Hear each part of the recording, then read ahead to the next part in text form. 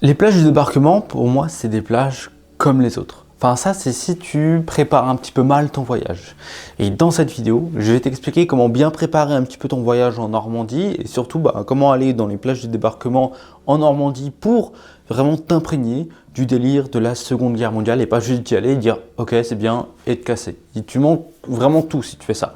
Donc c'est parti. Juste avant de commencer cette vidéo, si tu es intéressé du coup par organiser un voyage en Normandie, que ce soit pour les plages du débarquement, le Cidre ou même tout ce qui est un petit peu autour, en tout cas dans la région, je t'ai créé un guide complet et gratuit qui va te donner toutes les infos dont tu as besoin pour organiser au mieux ton voyage, pour faire les bonnes activités au bon moment et vraiment kiffer un petit peu ton voyage. Donc il est dispo dans la description, c'est le premier lien si tu es intéressé et nous on passe à la vidéo. La première chose qu'il faut faire, c'est de comprendre la base. En fait, la base, c'est quoi? C'est de savoir ce qui s'est passé. Et pour ça, il n'y a qu'un seul moyen, c'est de se renseigner. Et pour ça, il y a plusieurs moyens par contre. Le premier, c'est de regarder des vidéos. Enfin, c'est le truc que tu as appris au cours d'histoire quand tu étais à l'école, au collège, etc. Mais voilà, tu n'as pas eu tous les détails, tu as peut-être oublié. Donc, tu peux regarder pas mal de petites vidéos sur YouTube, c'est gratuit. Tu as des milliers de documentaires sur le débarquement en Normandie. Ça, c'est la première chose à faire. Comme ça, tu vas savoir un petit peu ce qui s'est passé. La deuxième chose qui est aussi super sympa à faire, c'est quand tu vas en Normandie, tu fais les musées qui vont t'apprendre tout le déroulé, que ce soit à Romanche-les-Bains, le musée le mémorial de Caen sur la Seconde Guerre mondiale, tu as aussi le musée dans le Blocos, etc. Le cimetière américain, je le considère techniquement comme un musée parce que c'est le truc à faire avant d'aller du coup au lieu, les lieux qui sont mentionnés dans les musées. Et pourquoi il faut faire ça? Parce que du coup, tu vas encore plus être imprégné de ce qui s'est passé le jour J. Deuxième chose à savoir, c'est que chaque plage a son histoire. On a Omaha, Utah, Juneau, Gold et Sword, normalement.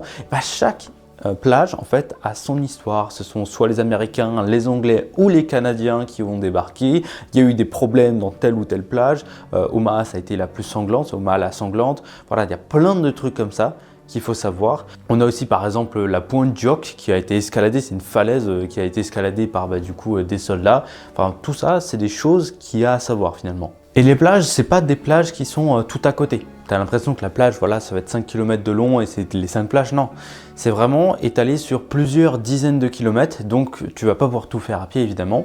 Il y a des musées à faire entre chaque plage. Tu peux, par exemple, aller visiter aussi des batteries. C'est pas des batteries antiaériennes, mais c'était chargé pour défoncer tous les bateaux, les bateaux alliés et tout. Il y a ça, encore, il y en a 4 qui existent. Les batteries Le Longe-sur-Mer, un truc comme ça, je crois que c'est ça le nom. Voilà, tu as plein, en fait, de choses à visiter en même temps que les plages du débarquement. Bon, qu'est-ce qu'il faut un petit peu prioriser? Comment est-ce qu'on peut s'organiser en termes de temps et de matériel pour aller visiter tout ce qui est plage et du coup après les musées?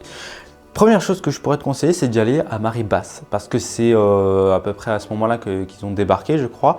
Et du coup, en fait, les plages étaient plus longues. Moi, j'y suis allé à marée haute. La plage, elle faisait 20 mètres de large à Omaha. Et c'est tout, j'avais pas l'impression de me dire que les mecs ils ont marché sous les balles, etc. J'avais pas du tout cette impression-là. Alors que quand tu es à marée haute, c'est plus imposant. Tu vois, la distance à parcourir est plus grande, l'étendue est plus grande, l'étendue de la phase du combat elle était plus grosse. Parce qu'en fait, il n'y a plus les croix là pour empêcher les tanks de débarquer ou les bateaux ou des trucs comme ça. Il n'y a plus ça du tout. Il n'y a que à Romanche-les-Bains où il y a encore le vieux port, mais ça, tu vois, ça a été fait après le débarquement en Normandie. Donc c'est mieux en tout cas d'y aller à marée basse. Ensuite, évidemment, il va falloir venir un petit peu préparer. On n'est pas à Auschwitz, on ressent beaucoup moins de choses finalement.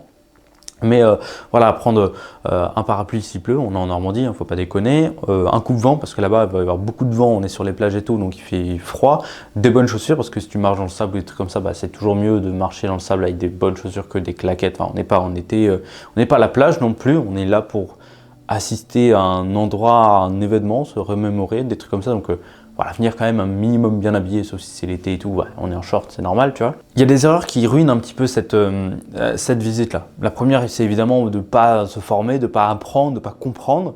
Alors, il y en a plein qui y vont avec des guides. Ça, c'est aussi une super chose à faire parce que ils peuvent te donner plein de conseils, même des petits lieux qui ne sont pas forcément connus, comme par exemple les batteries anti-bateau, je crois qu'on peut appeler ça comme ça, ou la pointe Dioc, te donner plein d'anecdotes dessus, sauf si tu regardes évidemment plein de documentaires dessus. Le point Dioc, il y a vraiment beaucoup de documentaires dessus, donc ça c'est vraiment sympa. La deuxième, c'est évidemment d'y aller aux mauvaises heures. Si par exemple tu vas au cimetière américain l'après-midi ou à la limite pendant la commémoration du D-Day, c'est le c'est pas le bordel là-bas, mais c'est encore plus que le bordel finalement, parce qu'il y a tellement de monde, il y a tous les Américains, il y a les chefs d'État qui vont, donc voilà. Alors c'est spectaculaire, c'est beau à voir, mais du coup pour se garer et tout, c'est un véritable enfer. Tu peux pas aussi faire tout le même jour, ça c'est pas possible. Un musée, un lieu ou deux grand maximum, et généralement tu as fini la journée. Donc il faut prévoir quand même au moins 3 nuits sur place pour faire le principal de la Seconde Guerre mondiale en termes de visite. Moi, c'est la 3e ou 4e fois que je vais sur les plages du débarquement en Normandie. Donc voilà, en fait, à chaque fois que j'y retourne, je fais 2 ou 3 trucs nouveaux, des trucs que je n'avais pas forcément fait parce que c'était pas les plus intéressants. Mais en tout cas, c'est toujours intéressant de les faire. Voilà pour cette vidéo, j'espère qu'elle t'a plu. Si c'est le cas, n'hésite pas à t'abonner à la chaîne ou à lâcher un petit commentaire et un like, ça fait toujours plaisir. Encore une fois, si ça t'intéresse d'organiser un voyage en Normandie, que ce soit pour les plages du débarquement, le site, tout ce qui est un petit peu à faire dans la région ou le département, j'ai le guide complet et gratuit pour toi. Il est dans la description, il va vraiment t'aider à aller plus loin dans ton organisation et savoir quoi faire, quand le faire, où le faire, en tout cas pour passer les meilleures vacances possibles. Il est dans la description si ça t'intéresse et moi je te fais des gros bisous, à très vite.